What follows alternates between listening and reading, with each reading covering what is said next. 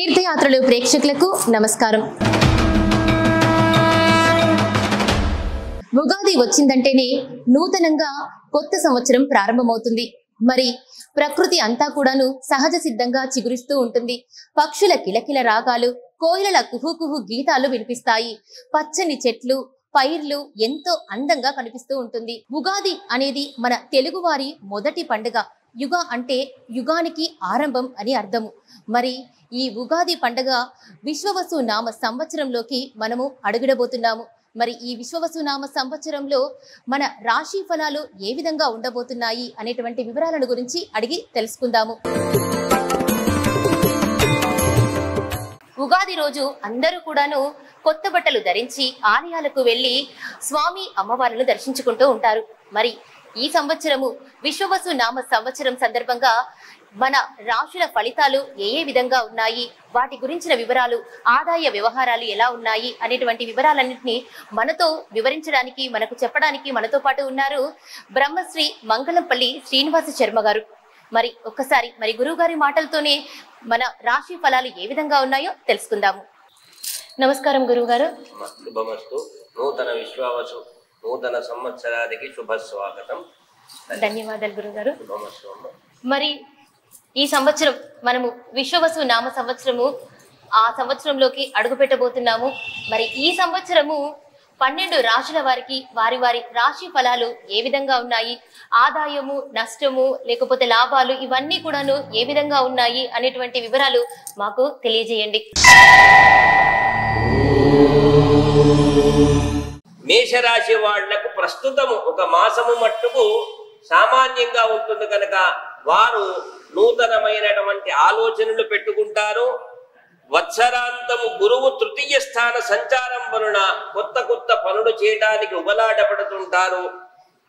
వారు మంచి వారితో స్నేహం చేయటానికి, వ్యాపారస్తులకు వ్యాపారములో, వృత్తి చేసే వాళ్లకు వృత్తి లోపల విద్య, చదువుకునే వాళ్లకు చదువు విషయములో, గృహస్థాశ్రమం అంటే గృహములో ఉండబడే గృహిణికి వారికి కూడాను అన్ని సమకూలత ఏర్పడాలి కనుక వారు నిరంతరము శనిగ్రహ స్తోత్రము, శని త్రయోదశి నాడు శనికి పూజ చేసుకోవటము, శనిలో శనీశ్వరుడు ఈశ్వరుడున్నాడు కనుక ఆలయాలకు వెళ్లి శివలింగానికి రుద్రాభిషేకం జరుపుకోవటం వలన శుభ ఫలితాలు ఈ మేషరాశి వారికి కలుగుతాయి.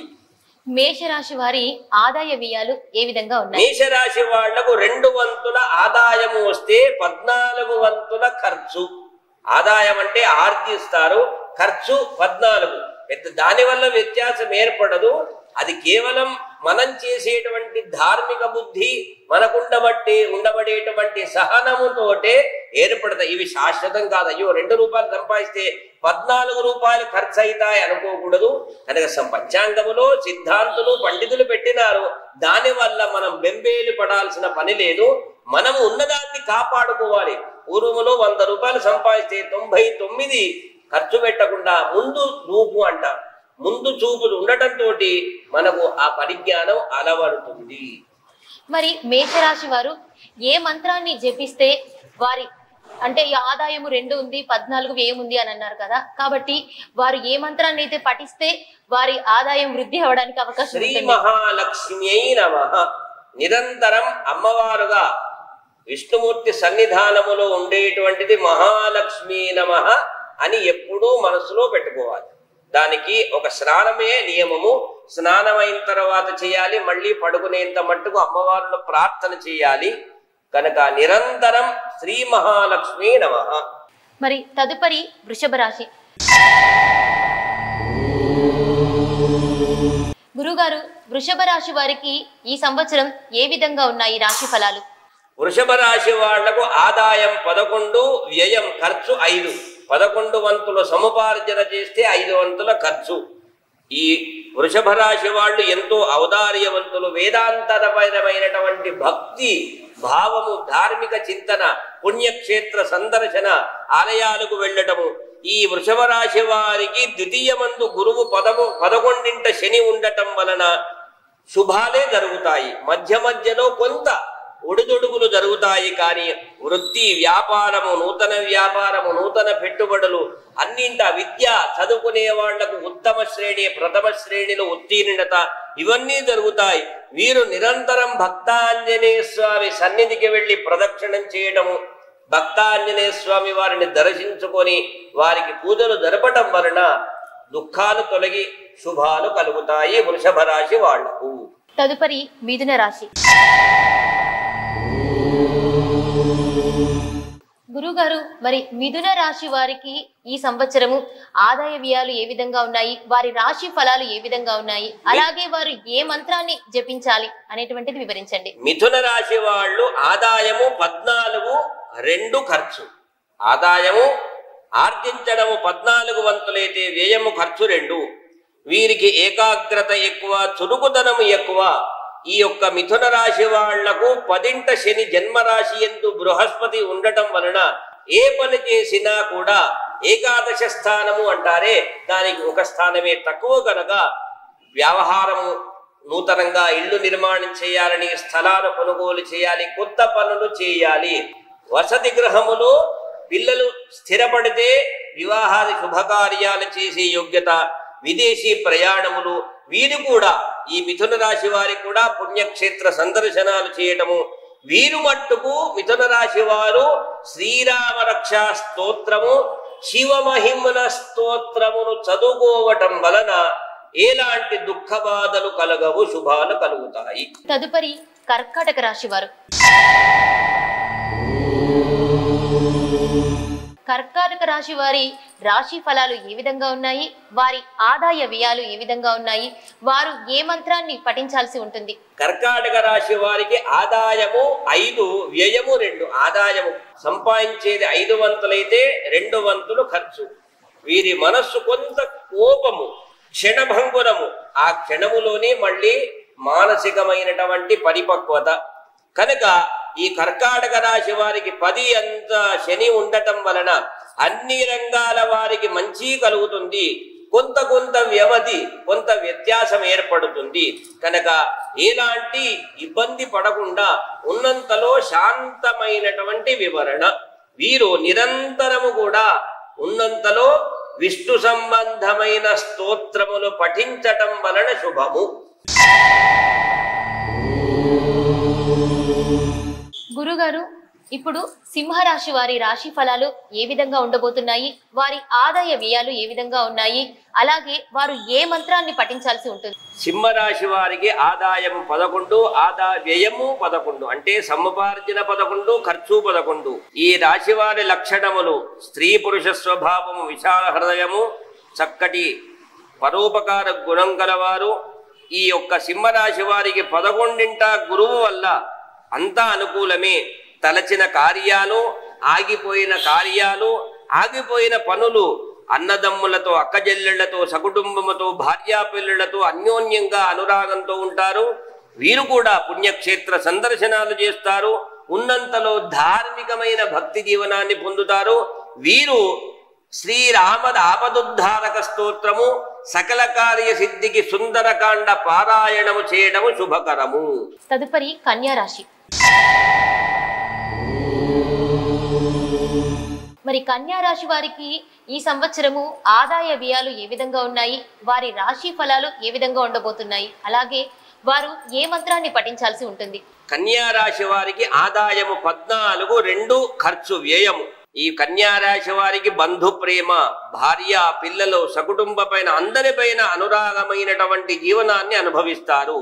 ఇతరులను కూడా దూషించరు, వైషమ్యాన్ని ఉంచరు. కుటుంబము, బంధువర్గముతో చక్కటి జీవనాన్ని గడుపుతారు.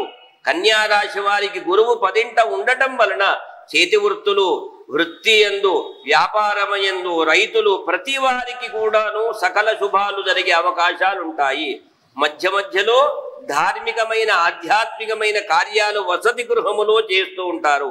క్షేత్రాలకు వెళుతుంటారు. ముఖ్యంగా గోమాత దగ్గరికి వెళ్ళి గోపూజను చేస్తూ ఉంటారు. వీరు నిరంతరము లక్ష్మీనారాయణ హృదయ కవచము, లక్ష్మీనారాయణ స్తోత్రమును పఠించటము వలన శుభాలు జరుగుతాయి. తదుపరి తులారాశి వారు. తులారాశి వారి రాశి ఫలాలు ఏ విధంగా ఉండబోతున్నాయి, వారి ఆదాయ వ్యయాలు ఏ విధంగా ఉండబోతున్నాయి, మరి వీరు ఏ మంత్రాన్ని పఠించాల్సి ఉంటుంది? తులా రాశి వారు ఆదాయము 11, వ్యయము 5. ఈ రాశి వారి లక్షణము సున్నిత తత్వము, ఆంగ్లములో సెన్సిటివ్ అంటారు. అంటే చిన్న విషయాన్ని బాధగా స్వీకరిస్తారు, కానీ చురుకుదనంగా ఉంటారు. ప్రశాంతమైన స్వభావము, చాలా ఇతరులను గౌరవిస్తూ ఉంటారు, తల్లిదండ్రులను గౌరవిస్తుంటారు.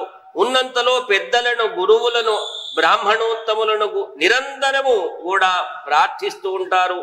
ఈ యొక్క తులా రాశి వారికి 6 గురువు ఉండటం వలన కొన్ని సందర్భాలలో మధ్యమ ఫలితాలు ఉన్నప్పటికీ కూడా వసతి గృహాలలో స్థిరపడినటువంటి వాళ్ళకి శుభకార్యాలు చేస్తారు. ఎప్పుడూ ఇంటి యందు పండగ వాతావరణమే, ఏదో కీర్తి ప్రతిష్టలు సాధించాలనేటువంటిది. వీరు మట్టుకు నిరంతరము చండీ సప్తశతి పారాయణాదులు చేసుకోవటం వలన దుఃఖములను అధిగమించి చక్కటి శుభాలు పొందుతారు. గురుగారు, తులారాశి అంటే విద్యార్థులకి, తులారాశి ఉన్న వాళ్ళకి వాళ్ళు ఏ మంత్రాన్ని జపించాల్సి ఉంటుంది? నిరంతరము శారద అంటే విద్యకు శారద, సరస్వతి అంటే నిరంతరము శారదా స్తోత్రములను, సరస్వతి స్తోత్రములను కనుక వారు పఠించి ఉషకాలము సరస్వతి సమయం అంటారే, ప్రభాత సమయమున మేల్కొని చదువుకోవటం వలన వాళ్లకు ఆ యొక్క జ్ఞాపక శక్తి పెరుగుతుంది, చక్కటి ఫలితాలు సాధిస్తారు. మరి తదుపరి వృశ్చిక రాశి. వృశ్చిక రాశి వారి ఆదాయ వ్యయాలు ఏ విధంగా ఉన్నాయి, అలాగే వారి రాశి ఫలాలు ఏ విధంగా ఉన్నాయి, వారు ఏ మంత్రాన్ని పఠించాల్సి ఉంటుంది? వృశ్చిక రాశి వారికి ఆదాయము 2, వ్యయం 14. వృశ్చిక రాశి వారికి ఆదాయము 2, 14 ఖర్చు.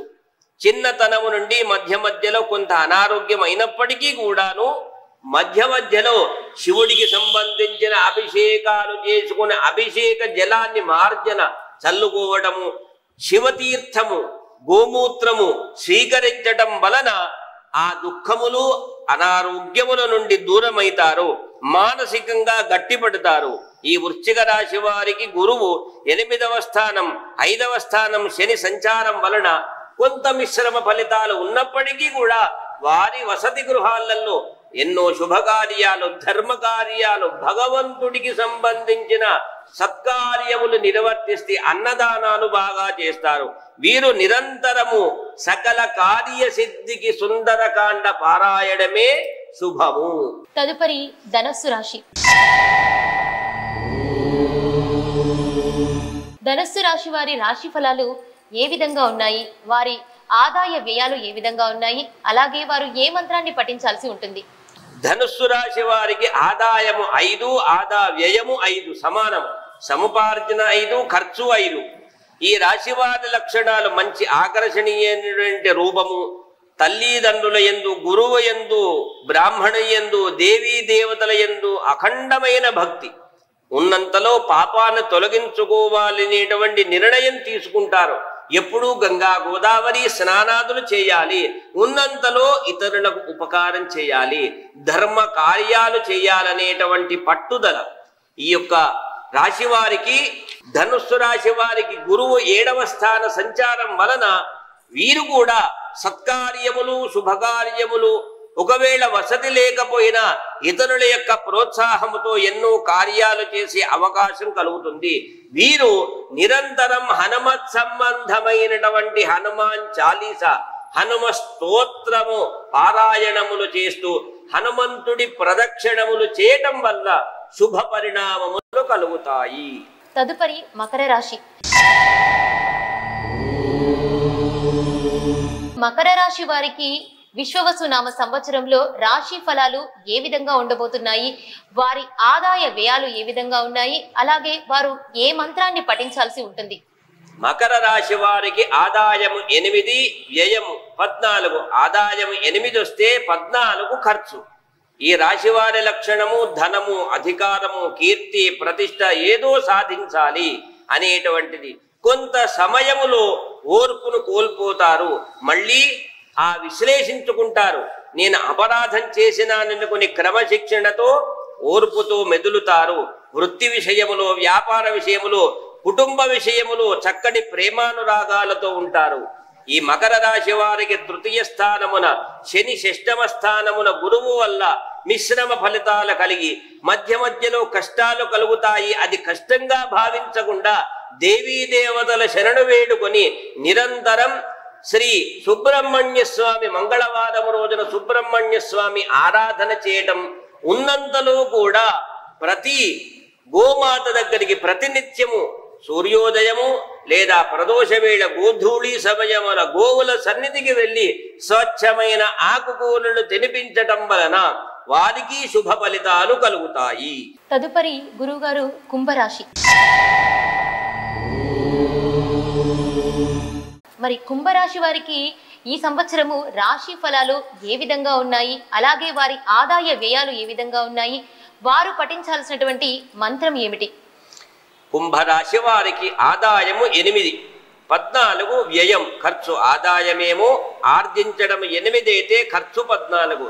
ఈ రాశి వారి లక్షణము మృదు స్వభావం, దయా వినయము, విధేయత, మధుర వాక్కులు, ఇతరుల పైన విశ్వాసము, నమ్మి ఉంటారు. కానీ కొంత ఆపదలు వచ్చినప్పటికీ ధైర్యంగా ఎదుర్కొనే సమర్థత ఉంటుంది. కుంభరాశి వారికి గురువు పంచమ స్థాన సంచారం వలన ఇంటి యందు శుభకార్యములు చేయటానికి సంకల్పాలు, వారి వసతి గృహములో సకుటుంబ సపరివారముతో క్షేత్ర దర్శనాలు, ఉన్నంతలో ధార్మికమైన కార్యములలో పాలు పంచుకోవటాలు, ఉన్నంతలో కూడా నిరంతరం ఎదుటి వారికి ఏదో ఉపకారం చేయాలి, ధర్మ కార్యాలు చేయాలి అంటారు. వీరు నిరంతరము నవగ్రహ స్తోత్రములను, సూర్యాష్టకము, సూర్యుడికి సంబంధించిన ఆరోగ్యం భాస్కరాత్ ఇచ్చేది, ఆరోగ్యం భాస్కరుడి దగ్గర ఉంటుంది కనుక ఆ యొక్క సూర్యుడికి సంబంధించిన ఆదిత్య స్తోత్రమును పఠించటము వలన శుభ ఫలితాలు కలుగుతాయి. తదుపరి మీనరాశి. గురుగారు, మీనరాశి వారికి ఈ విశ్వవసునామ సంవత్సరంలో రాశి ఫలాలు ఏ విధంగా ఉండబోతున్నాయి, వారి ఆదాయ వ్యయాలు ఏమిటి, అలాగే వీరు పఠించాల్సినటువంటి మంత్రం ఏమిటి? 12 రాశులలో చివరి రాశి మీనరాశి. వీరికి ఆదాయము 5, ఆదాయముతో పాటు ఖర్చు 5. వీరి లక్షణములు, మీనరాశి వారి లక్షణము ఎంతో ఔదార్యము, వేదాంతపరమైన ఆలోచనములు, ఆత్మస్థైర్యము, చరవు తక్కువ. ఎందుకు ముందుకు వెళ్ళలేరు అంటే ఏదో మంచి చెయ్యాలి, ఇతరులు అపకారం చేసినప్పటికీ ఓపిక పడతారు, సహనము ఎక్కువ. కానీ ఆ సహనమే కొన్ని సందర్భాలలో ప్రశ్నగా మారుతుంది. ఈ యొక్క మీనరాశి వారికి అర్ధాష్టమ గురువు 7.5 శని వల్ల కొంత సమయాలు ఇబ్బందికరంగా ఉన్నప్పటికీ కూడా ఆ 7.5 శనిలో శనైశ్వరుడు, ఈశ్వరుడు ఉంటాడు కనుక శివుడికి పార్థివ లింగార్చన, పార్థివంతు కలియుగే. మనకు బంగారం ఉన్న బంగారు లింగానికి చేసిన పుణ్యం కంటే పుట్టమన్నుతో చేసిన మట్టి లింగానికి అభిషేకము, రుద్రాభిషేకం చేసుకుంటే మృత్యుదోషాలు పోతాయి, అనురాగ దాంపత్యము కలుగుతుంది, కుటుంబము వసతి గృహములో ఆనంద శుభాలు, ఆరోగ్య శుభాలు కలుగుతాయి. వీరు శివమహిమ్న స్తోత్రము, శివుడికి సంబంధించిన శివాష్టకము, లింగాష్టకము, శివుడికి సంబంధించిన పారాయణములు చేయటము, లేదు అనుకూలంగా దగ్గరలో ఉంటే శివాలయాలకు వెళ్ళి శివుడికి ప్రదక్షిణ, శివుడికి అభిషిక్తమైన జలాన్ని స్వీకరించటం వలన ఆరోగ్య శుభాలు జరుగుతాయి. మరి ఉద్యోగ విషయంలో మీనరాశి వారు ఈ సంవత్సరం ఎలా ఉండాలి అంటే ఉద్యోగం రావడం కోసానికి వాళ్ళు ఏమైనా మంత్రాన్ని పఠించాల్సి ఉంటుందా? ఉద్యోగానికి సంబంధించినటువంటి ఆ విఘ్నములు, ఆ ప్రతిబంధకాలు, అవాంతరాలు తొలగబడాలంటే చండీ సప్తశతి 700 శ్లోకములుండబడే చండీ సప్తశతి పారాయణములను బ్రాహ్మణోత్తముని ముఖము ద్వారా ఉపదేశ స్వీకారం అంటే ఆ మంత్రభాగాన్ని ఉపదేశం స్వీకరించి ఉంటాడు గనక అర్హత యోగ్యత ఉంటుంది గనక ఆ వేద బ్రాహ్మణోత్తముని ద్వారా చండీ పారాయణాన్ని 1 కంటే 11 పారాయణములు చేసుకుని శీఘ్ర ఫలాన్ని వృత్తి విషయములో, జీవన విధానములో చండికా అనుగ్రహముతో శీఘ్ర ఫలితాలు జరుగుతాయి. ధన్యవాదాలు గురువు గారు. ఎంతో చక్కగా ఈ సంవత్సరము మన విశ్వవసు నామ సంవత్సరంలో అందరి 12 రాశుల వారి రాశి ఫలాలు మరియు ఆదాయ వ్యయాలు ఏ విధంగా ఉండబోతున్నాయి, వారు పఠించాల్సినటువంటి మంత్ర జపము ఏంటి అనేది మాకు చాలా చక్కగా వివరించారు. మీకు ధన్యవాదాలు. ప్రతి ఒక్కరికి 12 రాశుల వారికి నగరము, రాష్ట్రము, దేశము ప్రతి అందరికీ కూడాను ఈ తీర్థయాత్ర ఛానల్ ద్వారా చూసే ప్రేక్షకులందరికీ కూడాను ఈ సంవత్సర కాలమంతా ఆరోగ్యవంతమైన మంగళకరమైన సకల శుభాలు జరగాలి. సమస్త సన్మంగళాని భవంతు. శుభమస్తు, మంగళమస్తు.